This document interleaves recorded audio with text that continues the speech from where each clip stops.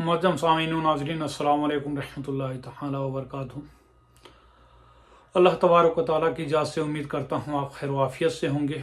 आपके दरमियान जो आज का ये वीडियो मैं लेकर हाजिर हूँ, वाकई में इस वीडियो को सुनने के बाद आपका ईमान ताज़ा हो जाएगा। आपका ज़्यादा वक्त न लेते हुए मैं इस वीडियो को प्ले कर रहा हूँ और हो सके तो वीडियो को पूरा देखें। पूरा देखने के बाद से जितना हो सके इसको आवाम में शेयर करने का कोशिश करें। आप पूरी मुकम्मल वीडियो देखें। बुलडोजर अजमेर तक जाएगा, बलिया भी कह रहा है उस गलतफहमी में मत रहो।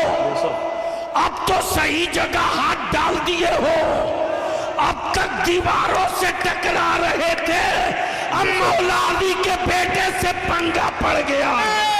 और बलिया भी कहता है मत मेरे होठ पर उंगलियां रखो, वरना मैं वो पोल खोल दूंगा कि मेरी मस्जिदों के बुनियाद के नीचे शिवलिंग ढूंढने वालों, अगर मैंने ढूंढना शुरू कर दिया तो दूर दूर तक तुम भारत में कहीं नजर नहीं आओगे। पूछना चाहता हूं, अगर तुम ये कहते हो कि सबसे पुराने तुम हो तो बता दो जरा कि जब इतने पुराने तुम हो तो फिर हमारी मस्जिदों में तुम्हारे लोग पनाह क्यों लिए हुए थे? बच्चों से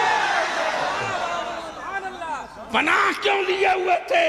इसलिए एक मस्जिद तो चली गई, बाबरी मस्जिद। भारत में अब कोई दूसरी बाबरी मस्जिद बनाने की गलती करेगा तो याद रखो बलिया भी हुकूमत से लेकर उन गुंडों को भी कह रहा है अब तक तारीख में एक करबला पड़ा गया था, भारत के हर गली में करबला नजर आएगा। सुभान अल्लाह, सुभान अल्लाह। बरसों बाद आज तेरी औलादों की औकात हुई जब तेरे बाप न ख्वाजा से हाथ मिला सके। याद दिला दू, छठी का दूध याद आ जाएगा।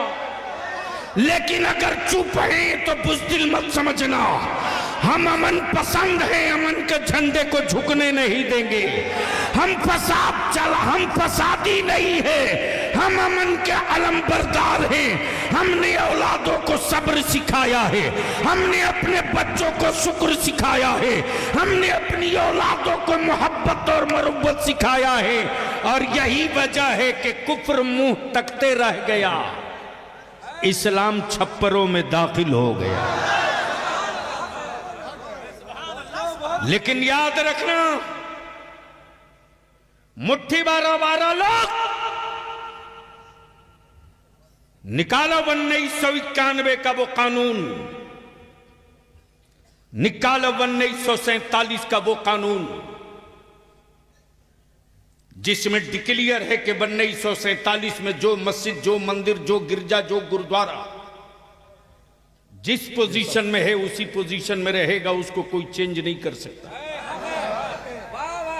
लेकिन ये सत्ता और हुकूमत के पाले हुए विदेशी गुंडे, अमेरिका और इस्राइल के दल्लों भारत के लोगों को धर्म के नाम पे नहीं बांट सकते। 800 साल हुकूमत किया, कहां थे उस वक्त? कहां थे? अब निकल के आए हो। 800 साल माने रखता है, अभी तो 100 साल भी नहीं पूरा हुआ। अभी तो 100 साल भी पूरा नहीं हुआ, कितने टुकड़े कर दिए।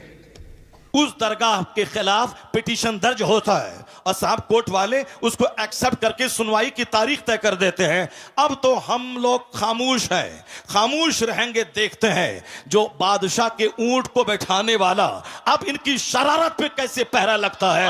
मुझे यकीन हासिल है अब हिंदुस्तान का 40 करोड़ मुसलमान अब गरीब नवाज की करामत देखने के लिए मुंतजिर है कि हिंदुस्तान का राजा अपनी करामत दिखाएगा। और मुझे लग रहा है इनकी शरारत जब बढ़ रही है, इनकी शरारत खूब आगे बढ़ रही है, तो अब जब बंदरों को, गीदड़ों को मौत आती है तो शहर की तरफ रुख करता है। छोटी छोटी बातें तो बोलता था, हम नजरअंदाज करते थे। अब बड़े शहंशाह की बारगाह में पहुंच गया है, वहां छेड़खानी कर रहा है। अब बस करीब है वह वक्त जब गरीब नवाज का जलाल रंग लाएगा, और जब वो जलाल रंग लाएगा इनका सारा गुरूर चकनाचूर होगा और मुस्तफा के गुलामों को अल्लाह इज्जतों से बालामाल बनाएगा। तकबीर, अल्लाहू अकबर। नारे रिसालत, रसूल अल्लाह। मसलके आला हजरत, जिंदाबाद। मजहबे इस्लाम, जिंदाबाद। हजरत अल्लामा डॉक्टर शहरयार रजा साहब किबला कादरी। वाह वाह वाह वाह, बहुत उम्दा हजरत। जुल्म की हाय। इंतहा हो गई, अल्लाह, जुल्म की इंतहा हो गई। हाय हाय हाय, जिस आस्थाने से करोड़ों हिंदू फैज उठाते हैं, जिनकी गरीबी दूर होती है, हाय हाय, भीख मांगने के लिए 24 घंटे पड़े रहते हैं, उस मुकद्दस आस्थाने के खिलाफ इन्होंने छेड़छाड़ करने की कोशिश की है। अभी भी वक्त है कि जाके बाबा की बारगाह में चले जाओ, अपना पिटीशन कोर्ट से वापस ले लो और बाबा की चौखट पे जाके बोलो, बाबा क्षमा कर दीजिए, हमसे गलती हो क्या बात गई। है? वरना वाह। याद रखना, वाह। जो अना सागर को एक कूजे में ला सकते हैं, वाह, वाह, याद वाह। रखना, जो बादशाह के ऊंट को बिठा सकते हैं, तो फिर जब वो जलाल में आ गए तो हुकूमत का सत्यानाश हो जाएगा। फिर वही होगा जो सारी दुनिया देखने का मुंतजिर है। वाह।